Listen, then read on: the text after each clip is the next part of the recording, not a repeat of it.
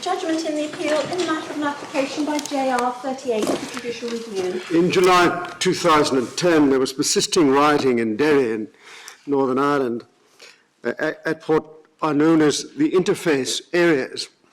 An interface is where the areas occupied by the two different communities in Northern Ireland meet. Young and indeed not so young people from both sides came together at these areas and threw missiles at each other, and when the police tried to intervene, they also came under fire. This was, not surprisingly, extremely frightening for those who lived in the interface areas, especially the elderly people who occupied a residential home in the Bishop Street, Fountain Street area of Londonderry. The police in Derry decided that it was essential to identify the young people who were involved in the rioting.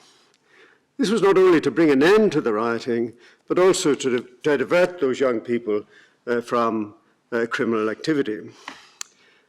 Various efforts were made to identify the rioters. These include filming and photographing those involved, with a view to possibly publishing the images that had been obtained. They were not published immediately, however. Attempts were made to identify the young people involved.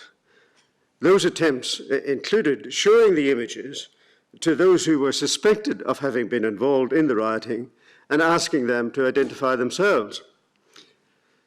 On the 23rd and the 26th of July 2010, a local newspaper, the Derry Journal, published a number of images of young people rioting.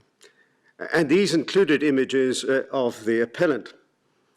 He was then just 14 years old.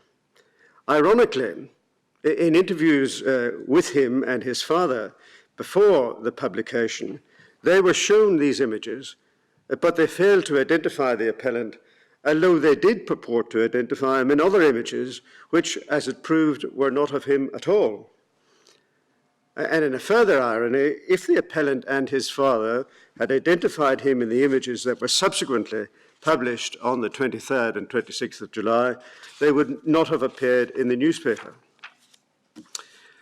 Two issues arose on the appeal. First, did the publication of his image amount to an interference with the appellant's right to respect for a private life under Article 8 of the European Convention on Human Rights and Fundamental Freedoms? And secondly, if there was such an interference, was it justified? On the second of those issues, all the justices were agreed. The interface rioting, which was dangerous and unpleasant for residents in those areas, had to be brought to an end. It was vital that the young people involved be discouraged for their own sake as much as for others.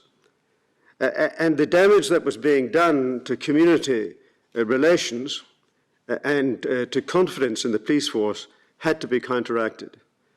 The police made extensive efforts to achieve those aims before deciding that the images should be published. It was truly a measure of last resort, and the interference was therefore justified. There was disagreement between the justices, however, on whether the appellant's Article 8 rights were engaged.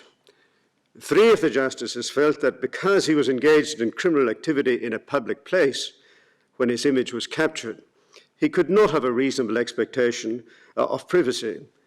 And this was, in their words, the touchstone of whether Article 8 was engaged.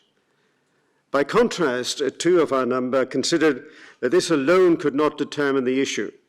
Other factors, such as the risk of stigmatization and criminalization of the appellant, his age, the lack of consent, and the publication of his image in a widely circulating local newspaper, these were all considered to be relevant. And in their view, Article 8 was engaged.